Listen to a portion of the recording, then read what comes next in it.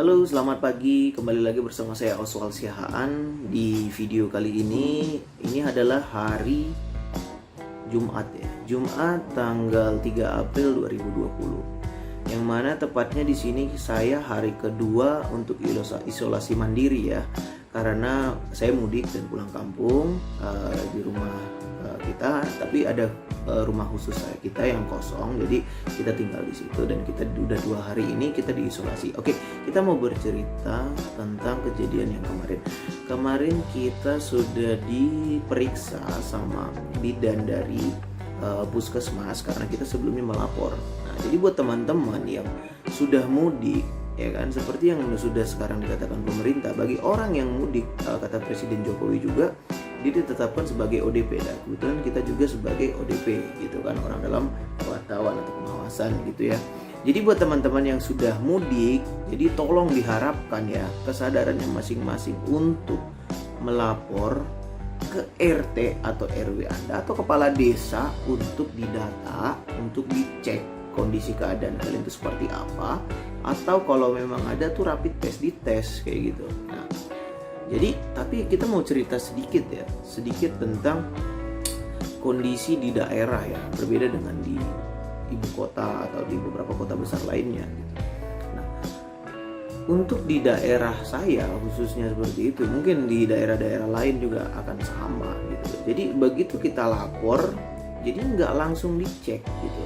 Nah, nggak langsung dicek kenapa? Karena waktu itu kita udah lapor, dia orang dari puskesmasnya telepon, dia bilang bahwa Pak, kita ngeceknya besok ya, karena alat kita, APD kita tuh nggak banyak dan nggak memadai gitu, hanya sedikit, jadi kita punya keterbatasan. Terus alat untuk ngeceknya juga kita harus nunggu dulu dari kecamatan, dia bilang kayak gitu.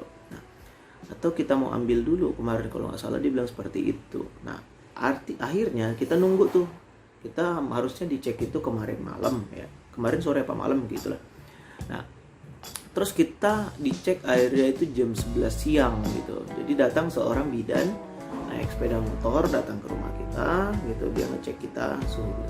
Nah, waktu begitu saya melihat datang bidannya ini, dia hanya pakai masker dan pakai sarung tangan yang karet itu gitu. Nah, saya mikir gini ya, udah gitu alat yang dia pakai hanya termometer yang tembak itu gitu. Jadi kita diukur, dia tanya ukur suhu tubuh kita, dan semua kita dalam kondisi normal ya, kondisi sehat sampai hari ini. Suhu tubuh kita juga ada di kisaran 35, ada yang 35,5 berapa gitulah. Jadi semua kita yang dicek itu, saya, istri saya, adik saya juga itu dalam kondisi yang sehat gitulah. Nah, jadi yang saya mau koreksi di sini adalah kemarin dia bilang itu karena APD kurang lengkap. Nah, APD yang dipakai itu hanya masker dan sarung tangan aja gitu loh. Jadi kok harusnya kalau untuk APD yang saya maksud sih dia lengkap, pakai apa itu kayak full lah ya gitu. Tapi enggak gitu loh, ternyata alatnya juga cuma termometer yang dibutuhin gitu. Tapi kenapa ini ketersediaannya ini enggak langsung standby gitu. Oke, itu jadi satu koreksi ya buat mungkin pemerintah daerah masing-masing gitu, supaya memang dilengkapi lah kayak gitu. Karena dari Jokowi sendiri juga, Presiden sendiri juga sudah menyalurkan APD sampai ke seluruh Indonesia kayak gitu. Tapi mungkin untuk jumlahnya mungkin ya di situ yang jadi catatan penting. Oke, itulah pengalaman kita di hari pertama kemarin. Nah, di sini kita mau berdiskusi lah mungkin, atau bercerita tentang penyebaran virus COVID-19 ini ya. Nah, kalau kita berkaca pada pemerintah kita ya, sejak diumumkan ada positif 2 orang dari tanggal 2 Maret kemarin, dan per hari kemarin itu kita udah 30 hari lebih, 30 hari lah ya, kita 1 bulan lah kita bilang gitu ya, dari 2 orang, dan sekarang berada posisi 1.790 orang, dan kondisi meninggal lebih dari 150 orang. Nah, apa sih yang bisa kita ambil dari data itu gitu loh, dari fakta dan data. Yang pertama ya, katakanlah dulu itu data itu valid, tapi saya berasumsi bahwa data itu belum tentu valid. Kenapa belum tentu valid?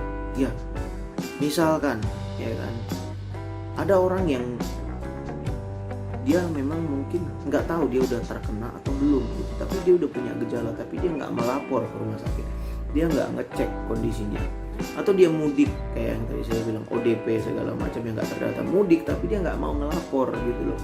Nah itu makanya di sini saya mau tekankan bagi teman-teman, kalau kalian punya kondisi yang bergejala seperti itu, periksakanlah. Tapi ya gini juga sih ya, kalau kita periksakan pun belum tentu langsung dites darah gitu ya, atau dites swab segala macam itu, karena dia akan melakukan pengetesan pertama itu ngetes suhu tubuh dulu, terus ditanya-tanya riwayat ini itu, dari semuanya seperti itu. Dan kalau memang gejalanya ini ya dia akan dites selanjutnya. Jadi udah, nah kita akan dikasih obat atau apa ya, seperti itulah yang ada gitu. Jadi tapi kalau rapid test, memang banyak yang melakukan rapid test di beberapa kota, itu hasilnya itu lumayan banyak loh. Kalau nggak salah per tanggal 31 Maret di Jakarta atau di Jawa Barat kemarin itu dari 10.000 orang yang positif kena dari hasil rapid test itu 400-an orang gitu. Jadi 400 ini nggak tahu masuk data atau enggak, karena seperti yang saya lihat datanya itu setiap harinya menambah 100, 130, 150 paling tinggi kayak gitu. Artinya makanya kayak kembali tadi saya bilang ini, banyak juga profesor yang dari universitas beranggapan bahwa data ini kurang valid kayak gitu. Bukannya kita, artinya itulah yang terdata, tapi banyak kurang valid ini karena tidak terdata gitu loh. Karena tidak terdata tadi ini bisa jadi karena orangnya ini nggak mau melapor, atau orangnya ini nggak pergi untuk ngecek di rumah sakit seperti itu. Jadi maksud saya di sini buat semuanya masyarakat Indonesia, jangan terpaku hanya karena data kita yang valid ini ada sekitar 1.900. Saya rasa ya itu lebih dari situ sih. Lebih dari situ gitu. Jadi poinnya yang saya maksud adalah penyebaran virus ini sangat signifikan. Sudah katakanlah dulu 1.790 dari 2 orang dalam waktu 1 bulan. Peningkatannya itu luar biasa. Nah, kondisi ini kita di Indonesia hampir sama dengan kondisi di Italia. Waktu pertama kali mereka itu di hari-hari di minggu-minggu pertama itu belum tinggi untuk tingkat orang yang terkontaminasi atau yang positif terkena COVID-19. Di hari 30 juga belum terlalu signifikan, tapi di saat hari ke-50, nah di situ tuh baru meledak tuh. Korban sampai ribuan dalam perharinya yang positif terkena gitu, meninggal juga makin tinggi kayak gitu. Itulah yang semakin tinggi penyebarannya ya, kita tahu. Makanya bagi teman-teman ataupun bagi siapapun, virus ini bukan virus main-main. Virus ini bukan virus main-main. Kita harus serius untuk menghadapi ini virus. Menghadapinya seperti apa gitu. Mungkin kita juga bingung ya kan, karena satu sisi pemerintah kita juga, kalau saya boleh berasumsi, bukan mau mendiskreditkan pemerintah, bisa saya katakan masih pelin-pelan mengambil langkah. Dia mau melockdown, dia mau menetapkan ini atau mau ini. Saya agak lucu ya kemarin itu menetapkan bahwa virus ini itu dalam kondisi apa dia bilang itu, ya memang berbahaya ya, virus ini memang berbahaya kok, karena ancamannya nyawa gitu. Dan bukan cuma terjadi di Indonesia, tapi udah pertama sekali udah negara-negara lain udah mengalami, dan faktanya itu banyak korban gitu. Nah, saya nggak tahu ya di pikiran orang-orang Indonesia apa yang buat kita itu merasa spesial gitu, karena yang banyak yang saya lihat di masyarakat gitu, kemarin kayak khususnya di Jakarta gitu ya, masih aja orang aktivitas seperti biasa gitu. Padahal virus nih di mana-mana, mungkin dia dalam kondisi sehat kayak gitu. Kayak yang dikatakan untuk umur 20 sampai 40, dia tuh mungkin dia nggak menunjukkan gejala, padahal dia sebenarnya udah terjangkit virus ini gitu, tapi dia nggak tahu, dia yakin optimis aja dia sehat, dia merasa kayak gitu, akhirnya dia lalu lalang kemana kayak gitu. Ternyata mungkin dia sudah mengkontaminasi atau orang-orang tua yang umurnya rentan ya, karena berdasarkan data juga yang banyak yang positif atau yang meninggal itu ya umurnya memang sudah termasuk umur yang posisi 50 ke atas juga kebanyakan, itu data ya kita ngomongnya. Tapi sebagai carrier tadi umur 20 sampai 40-an gitu loh, yang kelihatan sehat seperti saya ini. Makanya kenapa saya sadar bahwa saya nggak bersentuhan langsung dengan mama saya kalau mau ngobrol juga jarak 5 meter sama mama saya. Karena saya sadar bahwa saya mungkin sehat, tapi mama saya punya penyakit, dia penyakit diabetes, jadi saya usahakan jauh dari dia, tidak bersentuhan. Nah di situ ya begituan juga mama saya masih dalam kondisi sehat, ya saya usahakan lah masih tetap menjaga jarak lah dengan mama saya gitu. Jadi buat teman-teman yang lain kita tuh harus punya kesadaran juga, ya kan? Jangan sebagai karena masih muda dan kelihatan sehat, tapi kalian tuh anggap remeh sama virus ini dan anggap remeh sama orang lain kayak gitu. Mungkin orang lain ini akan sehat dan tidak akan terkontaminasi. Jadi itu yang mungkin kita pelajarin ya dari hari pertama saya kemarin dan hari kedua ini. Jadi untuk aktivitas-aktivitas yang kita lakukan di hari kedua ini memang selain kita sibuk di rumah gitu ya kan, sibuk juga ya cuman baca berita mungkin seperti itu. Kita juga beraktivitas keluar. Kebetulan kita punya kendaraan, kita pergi ke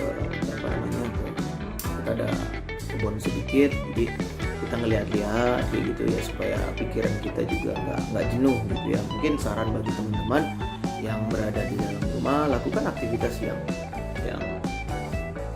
mungkin kalau bagaimana caranya supaya mengurangi kita tuh nggak jenuh di dalam rumah. Nah itu aja paling ya. Jadi kalau kita flashback ke kondisi virus ini jangan dianggap main-main guys. Virus ini belum ada vaksinnya. Memang udah ada beberapa penelitian tapi belum teruji manjur dan belum disebarkan ke seluruh ini karena mereka butuh asesmen, butuh pengujian lagi, yang artinya sampai per hari ini virus belum ada obatnya. Dan saya harapkan ya pemerintah sih harusnya lebih tegas aja sih, lebih tegas dalam artian banyak, khususnya kayak di Jakarta kemarin, perusahaan masih banyak yang bekerja, karyawannya masih banyak yang pergi ke kantor, mungkin melakukan rotasi segala macam kayak gitu. Artinya tetap masih ada mobilitas. Sekarang pilihannya adalah mau tetap menjalankan roda pemerintahan atau semakin banyaknya rakyat yang akan terkena kontaminasi dari COVID-19 ini. Ya pilihan sih, seperti Wuhan, mereka benar-benar lockdown itu kota dan mulai mengisolasi mana yang udah terkena, mana yang belum. Mereka pisahkan, mereka benar-benar tegas gitu, supaya untuk mengurangi penyebaran virus ini.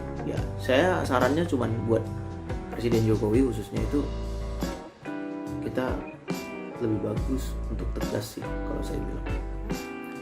Karena itu mungkin pilihan yang lebih sesuai dengan fakta ya, realistis ya, lebih realistis.